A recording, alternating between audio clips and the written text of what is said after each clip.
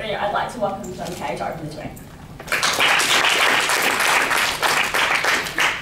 Well, thank you for the advertising that you did. Mad versus God. It was intelligently designed, well created, and slightly misrepresentative. I am standing in for God today. You can take it that way. We have a website you can look up related to this debate. And point number one, you know that didn't happen by itself.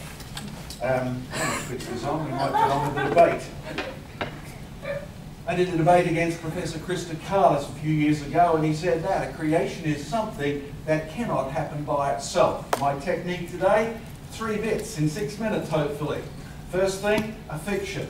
Evolution is a fact-based theory. Hero, Charles Darwin. Main text, origin of species. Biggest illustration known, Darwin's finches on the Galapagos Islands. Darwin's logic, if I can show that finch species, one from South America, gave rise to 8 separate finches, because that's how many species he thought there were in the Galapagos, then I have proved that finches weren't created. Where have we got to? Well, there's a textbook that you people are familiar with, biology, and it uses the same logic. There's the bigger diagram. The ancestor in South America somehow got to the Galapagos, and there it evolved into, well, nowadays up to 14 different species of finches. And from that, we extend the following. If we observe that finch 1 gives 8 different species of finches, then we can leap to that. Amoeba-like creatures, single-cell, chimpanzee-like creatures, turned into us over millions of years. But we actually mean that. Hydrogen somehow evolved all by itself into scientists who preach evolution, and I used to be one of them. The first time I did a debate on this subject, I was defending evolution. I'll be blunt, I went and apologised to the preacher many years later when I became convinced of creation. Our modern logic, if we can show that finch species 1 gave rise to up to 14 separate finch species, then we have proved that all life was not created. That's how far our textbooks normally take it. But one of the things that occurred to me quite a few years ago is how much of this is observation, how much of this is theory, and how much of it is just pure creative imagination. Most textbooks don't show you pictures of the South American finches. Darwin went there in the early 1800s. We've been watching the finches for ages. One thing we have to agree with Charles Darwin on as creationist, you see, he graduated with a Master of Arts in Theology. His logic, the Galapagos Islands are volcanic. Volcanoes kill you.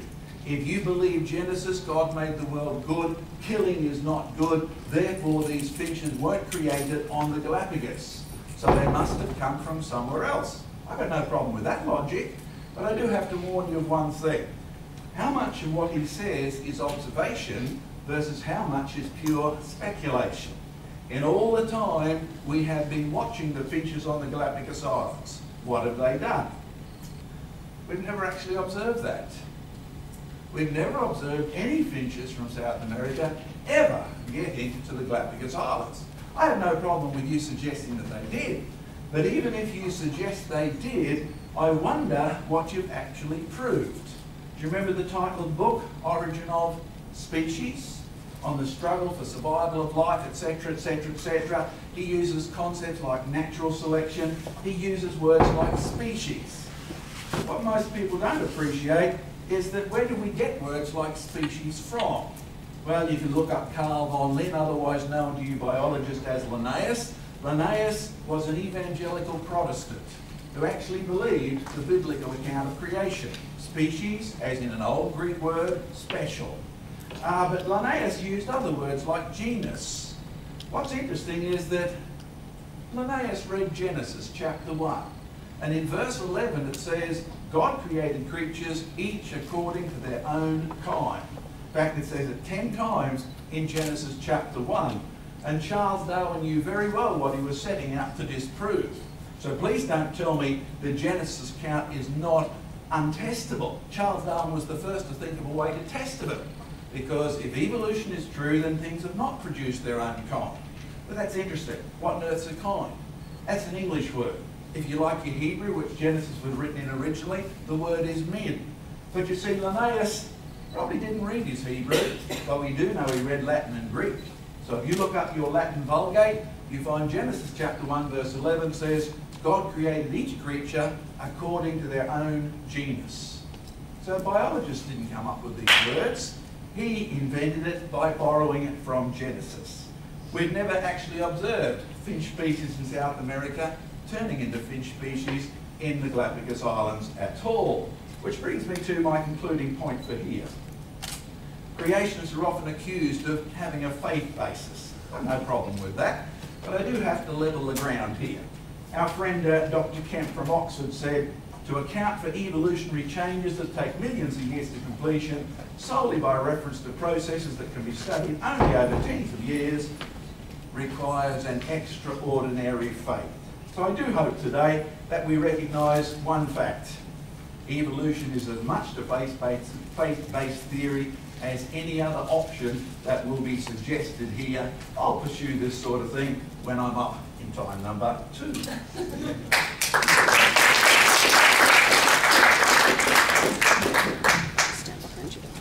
I thank John for the first part of his three speeches, and now call on Madeleine Schultz.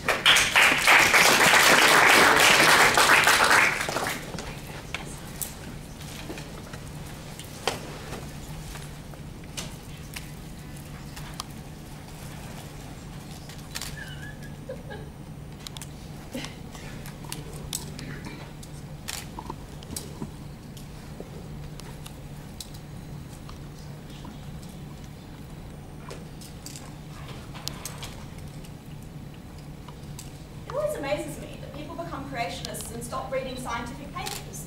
Listen to John Mackay. You'd think we hadn't been observing evolution in finches. Let's point you to a study published in 2008 that shows that one of those finch species, one of the ones John Mackay put up on the board, is evolving into 2 separate finch species. Interbreeding is increasingly becoming impossible. Those finch species, one has a substantially longer beak.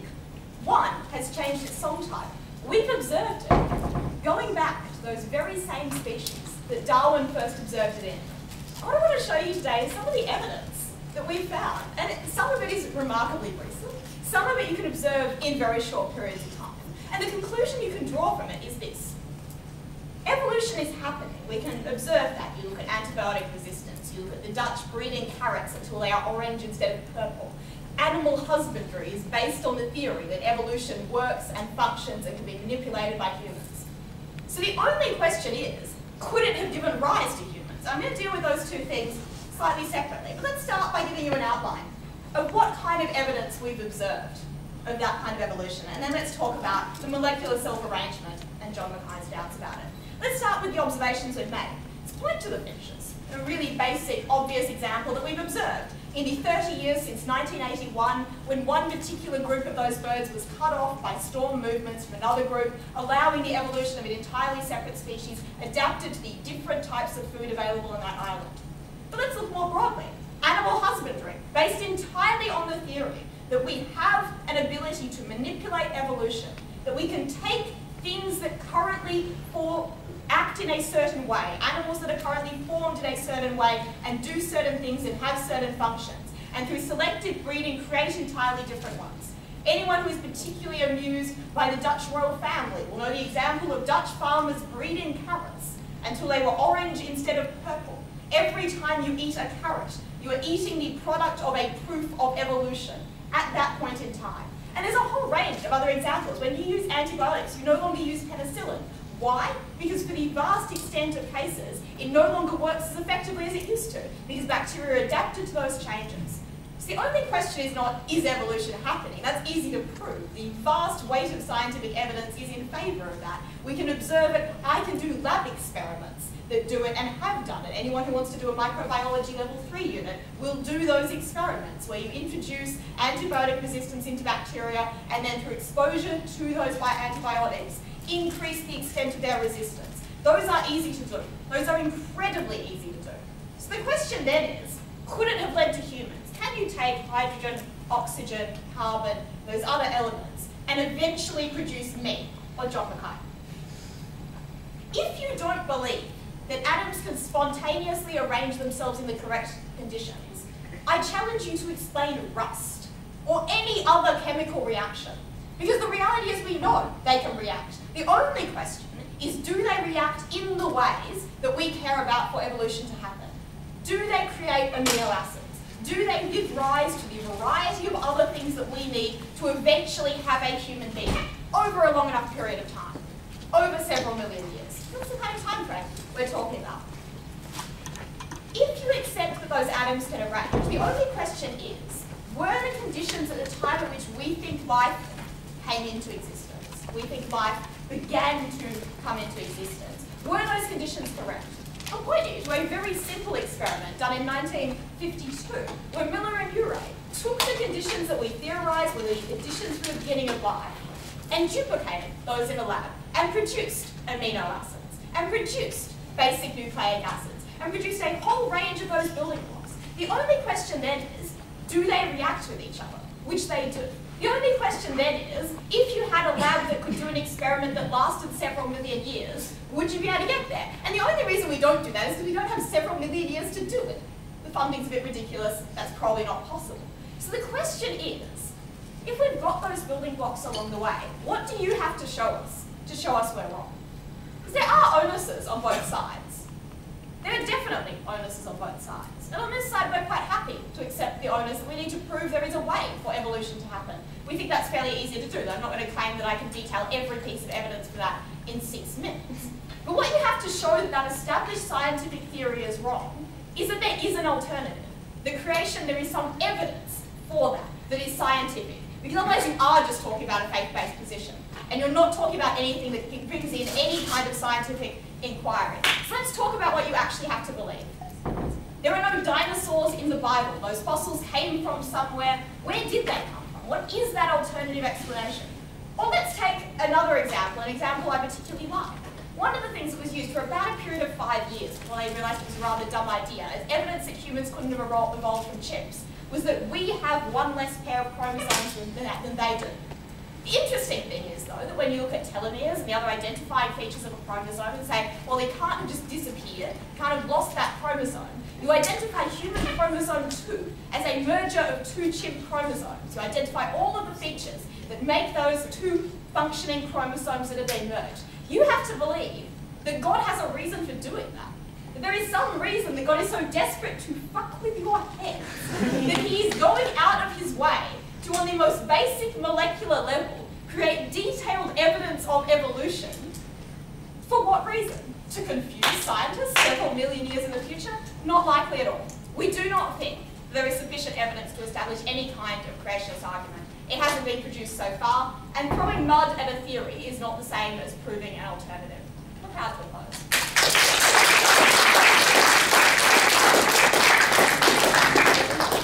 Thank you, Madeleine, for the speech, and welcome back, Gemma Buckley.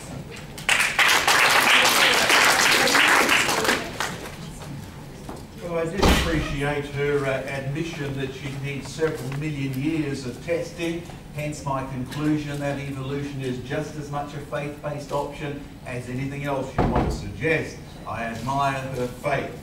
By the way, if you want to tell what we're on about today, go look up that word kind, because most of what she talked about wasn't even the production of new species. You see, I'm a carrot breeder from way back. And the one thing I know is that you can start with purple carrots and end up with orange carrots, but it's not what she says. When you cut the purple carrot in two, the orange carrot's actually inside. And what you breed is for less purple until instead of having 2 colours, you end up with 1. And then if you bother to leave your orange carrot in the ground like I do to get my own seeds, you will find in the 2nd year it starts going purple again. So all you've done is manage to slow down while carrot species 1 has stayed carrot species 1, and no matter how much time you give it, it's not evolving into anything. Okay, my 2nd section. Fossils confirm evolution has happened. Of course, these are potted views because 6 minutes, well, I pity her. She's got 6 billion years to get through. I've only got 6,000. My job's a whole lot easier.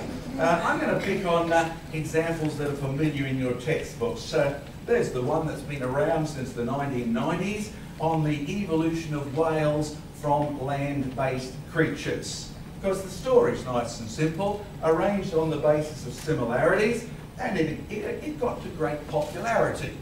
But I would encourage you to go on the net, look up the interview of Professor Phil Gingrich, one of our world whale fossil experts, with Dr. Carl Werner, and he gives an interesting insight on the fact that he never actually found, you know, the very characteristic flukes on whales' tails, different from sharks and different from fishes. He never actually found those, so the front flippers on Rhodocetus were always speculation. To let him quote from ourselves, they did not even have flipper-type arms. So now I don't believe they had a fluke tail either. Interesting. So let's put a big cross through our Rhodocetus on the diagram. But go one step further in the same interview, you'll find Paul Gingrich saying the eyes were too high on the head of Angulocetus instead of on the side, so this really wasn't on the main whale line. So you can actually put a cross through it as well. So now you end up with land creatures and what we call a gap in the fossil record before anything that looks like you know of or I know of as a whale.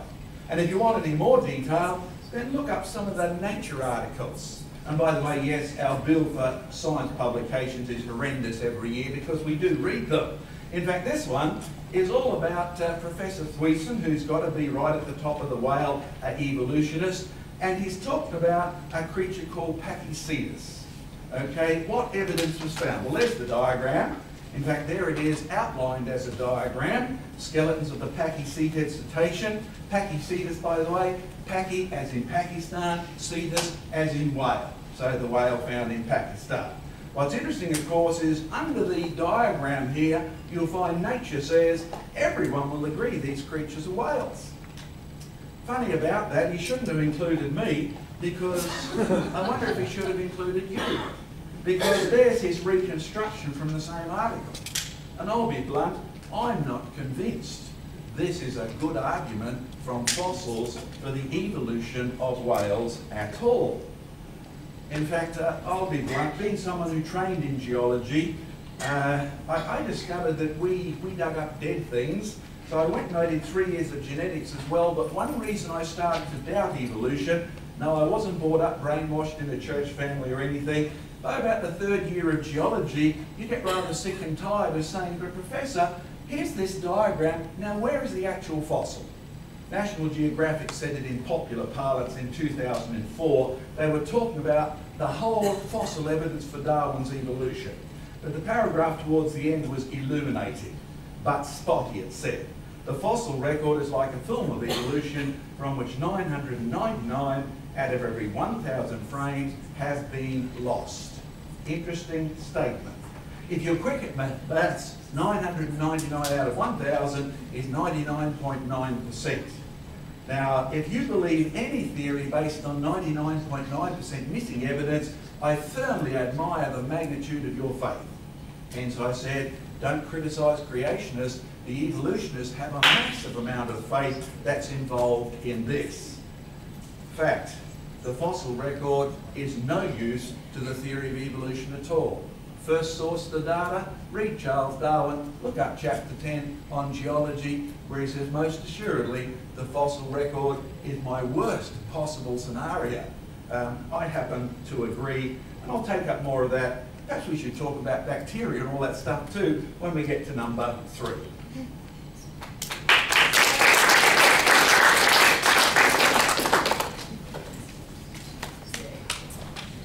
Thanks, Sean Mackay. Now I welcome Gemma Buckley.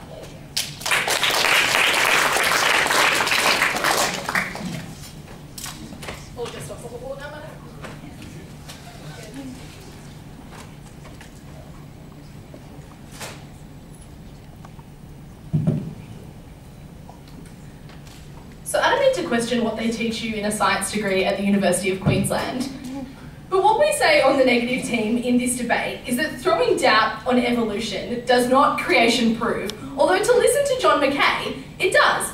Now, funnily enough, I'm going to give you a bit of background to this debate. John was very, very keen for the topic of this debate to be about science, and how science could prove creation, not just that evolution wasn't scientifically based. And And at no point has he given us any scientific proof about creation. So that's a very interesting way to argue for the topic that evidence might support creation. Hopefully he'll get there in the third speech that he gives us today. So, what do we kind of believe on the negative team? Because to be honest, I'm not going to go through and deal with the facts of the evolution of whales. I'm an art student, so I'm going to kind of attempt the pursuit of logic in this debate. Evolution is in a pretty difficult position. It's trying to look at billions of species and their development over millions of years. We on the negative team would be a little bit worried if it did have everything perfect.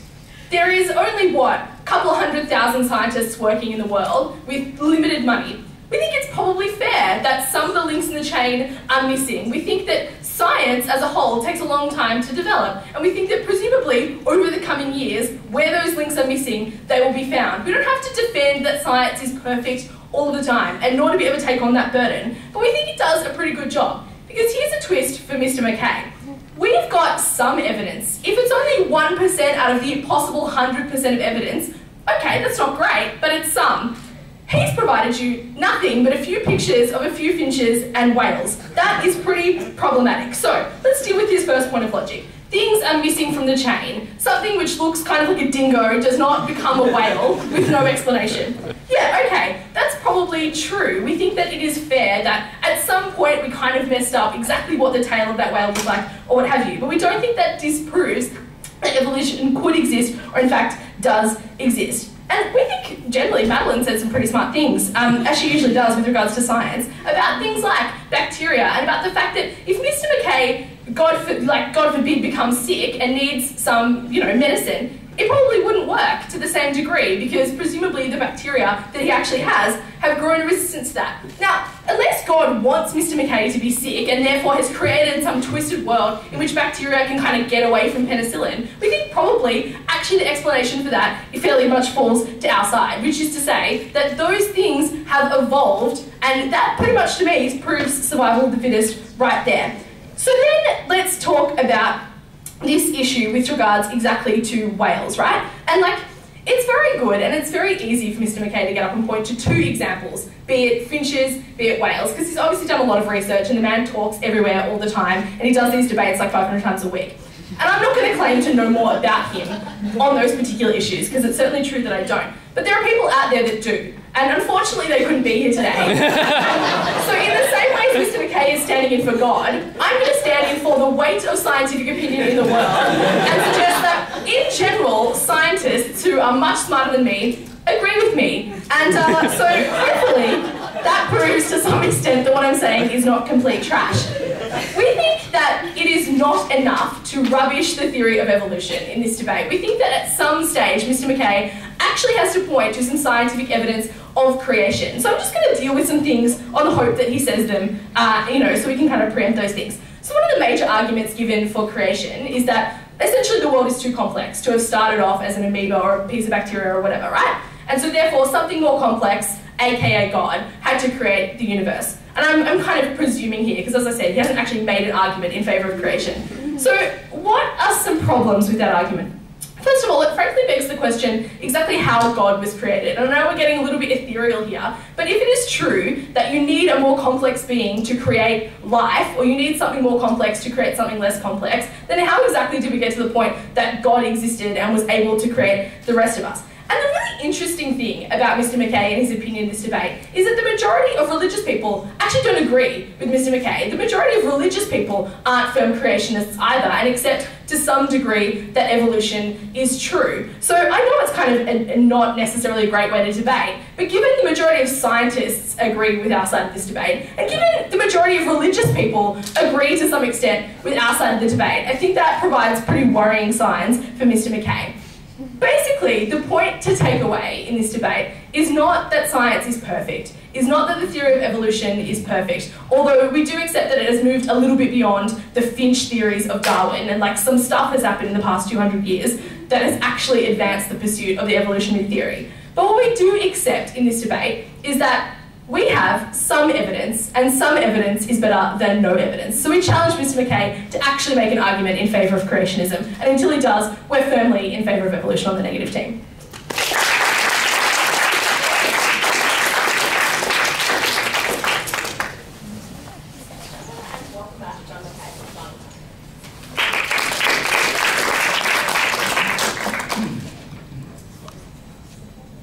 Okay, I've got to admit, having wandered around science departments, it was very unusual to find them ever agreeing with the arts department, majority or minority.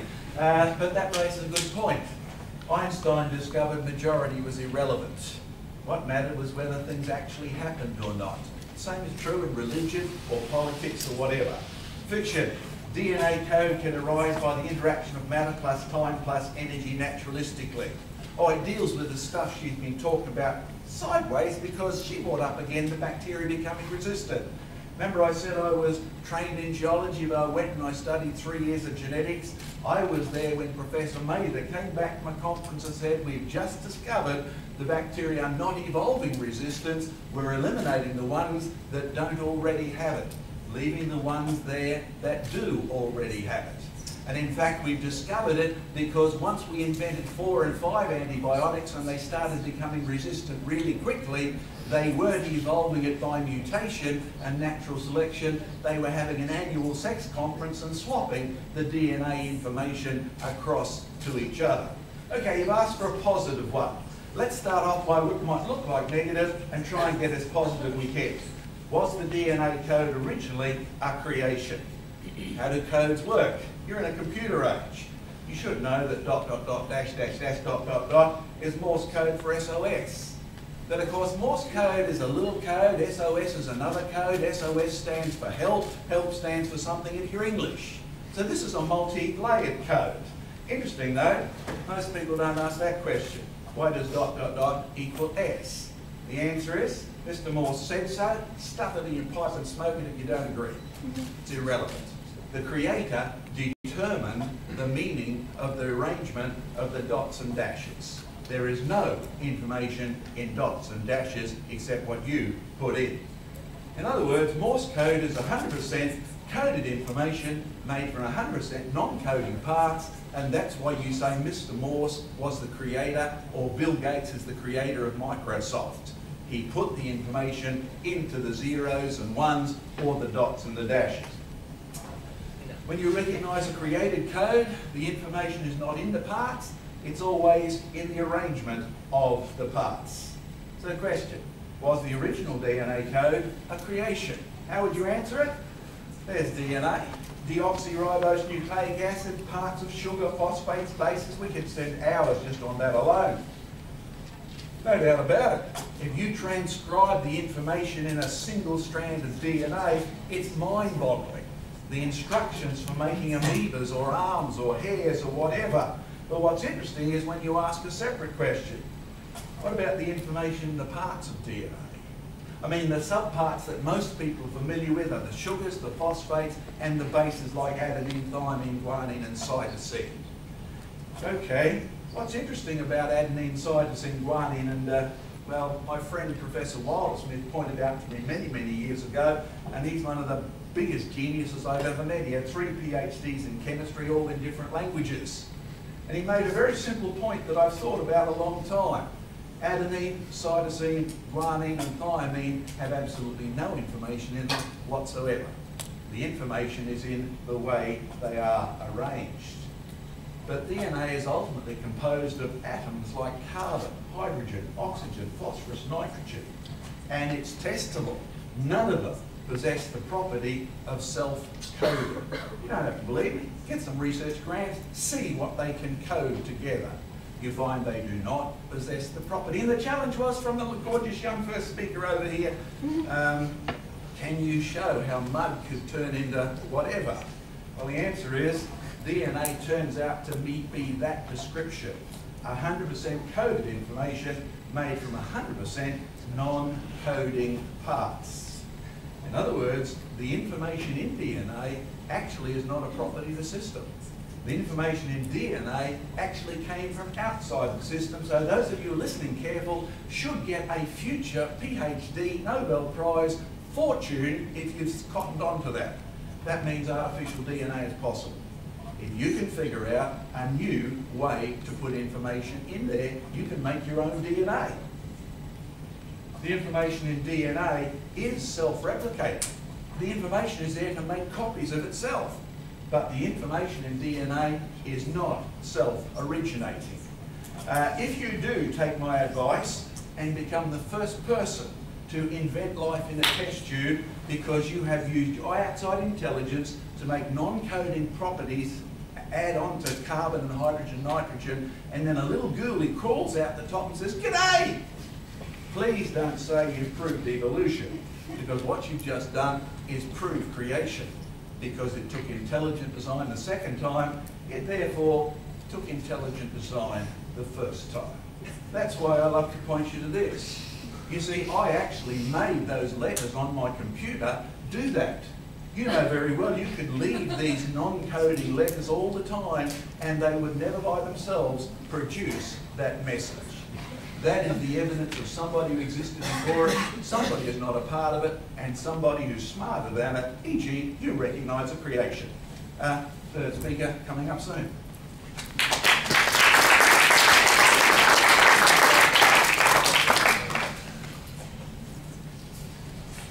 And thank John Mackay for his three-part speech, and now welcome Chris.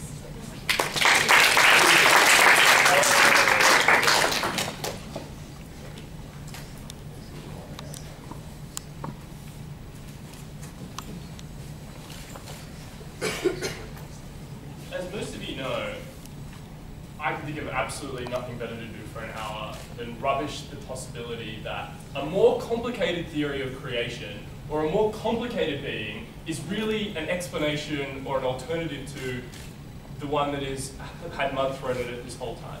How is it true that because the world is so complex, we therefore need to have had a creator? Because there is so much information in it, we therefore need a creator.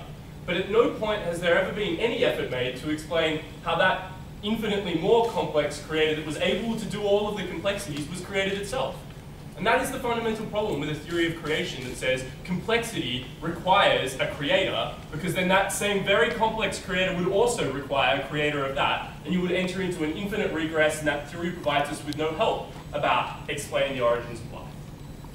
But let's talk about burdens of proof before I go through the claims made out by the other side. We don't suggest that you need a majority, or that a majority one way or another is indicative of whether or not you have support.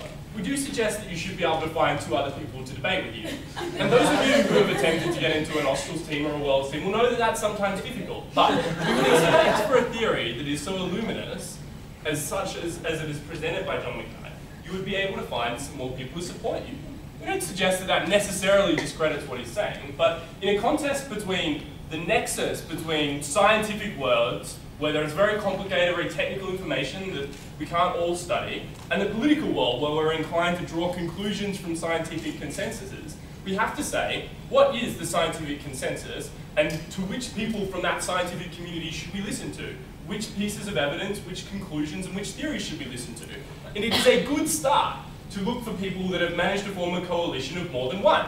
And it is a good start to look to those people that have had those theories tested, had those theories peer-reviewed, and have derived that support, because those are perhaps the people that you should start with. And while they might not have got it right, and maybe they made some mistakes about the finches and all of that kind of stuff, and maybe they confused, as I did in my first year of biomedicine many, many times, the difference between a species and a genus and a kind, and that might all have some great significance. But I think the underlying point being there, that genetic material changed from one thing, whether it be a genus or a species or within any of those different categories, and became different. In fact, the thing that was different and more capable of survival survived. And that might not necessarily be true of the finches, it might not necessarily be true that they flew to the Galapagos Islands. I know it's quite hard to get flights there in summer. But the point being, there is a reality that this genetic material has changed over time, it has been measured over time. It has not been measured over all time, because unlike creationists, we weren't there when it started, so we can't possibly have hoped to measure it the whole time. So what if Darwin got it wrong? So what if Darwin had a purpose? Everyone has a purpose when they set out to do something. It's almost by definition of doing something, you only do it with a purpose, right? Unless you're a bit mindless. So his purpose was criticizing a theory with evidence. Criticizing a theory of creation with evidence. And just because he got it wrong about the finches does not mean that the overwhelming weight of evidence that all the other scientists subsequent to Darwin have achieved. And science is prepared to accept changes to the conventional wisdom. In actual fact, it celebrates those changes. It sells books off those changes. It popularizes itself with young people with those changes. And every significant departure from the common thread of science has been celebrated and is remembered by all of us here. So if it were true that there was this evidentiary weight building up, and if it were true that that weight has been presented, why has it not caught on? Why has it not been picked up? Why isn't it being supported by more scientists than just one? The suggestion that there are gaps in the evolutionary fossil chain between dingoes and whales is not revolutionary, I don't think. But what is revolutionary, or perhaps not even that surprising to all of you, is that John Mackay was the guy who always had his hand up in the lectures. He was that guy who said, "Mr. Professor, can you please tell me, were you there when the Big Bang was created? And have you mapped over the billions of years every different fossil stage of that process? Because that is, of course, the test for whether or not your theory is right." It is unacceptable that in millions and billions of years, you do not have every fossil step in that evolutionary chain. Like, go home and start your geology again, right? By the very virtue of things getting old, they decay, which means they're not there anymore, and you might be able to find some of them, or they might be underwater, or they might be in a place you haven't gone to yet, right? Like, just because we have not found them does not disprove the theory. The suggestion that because we have 99 out of 100 bits missing in any given picture or any given frame forgets the fact that we are actually talking about many, many sets of those 100 frames, right? We're watching an entire movie, and the very fact that we have so many different points in that movie allows us to draw evidence-based deductions about that process. And we're not here to say that that evidence-based deduction is 100% correct, or isn't subject to criticism in some areas, or could have diverted in other ways, and maybe we got to a whale through some different path that did not involve a dingo. And all of those things may very well have happened. But the suggestion that because there are whales now, and because there were previously not whales, we had to have, at some point, created whales, right? Whales had to have come into existence. Whether or not we did that, or God did that, or evolution did that, is an important scientific question that has been resolved by these steps in that chain being demonstrated with at least some fossils. Let's talk about creation. DNA was a created code, I am told, by John Mackay. I am told by my resident scientific advisor, who likes to tell me such things, that that is to create an artificial distinction between information and the code, but I didn't know what that meant. DNA was a created code. Even if it was a created code, not a single word of evidence as to who created that, right? Was it created by God? Was it created by something else? Was it just something that is, right? And just because something that is does not mean that it has to have been created by the theory advocated by John Mackay. So, because you need 3 people in a debating team, because the Bible offers no greater explanation than the textbooks that John Mackay has been rubbishing, because ask yourself, who did Adam and Eve's kids sleep with to make the next generation of humans? Where does that theory come from? Where do the different races of human beings within our theory come from if we do not have a process of evolutionary change? And that is why we stood in opposition.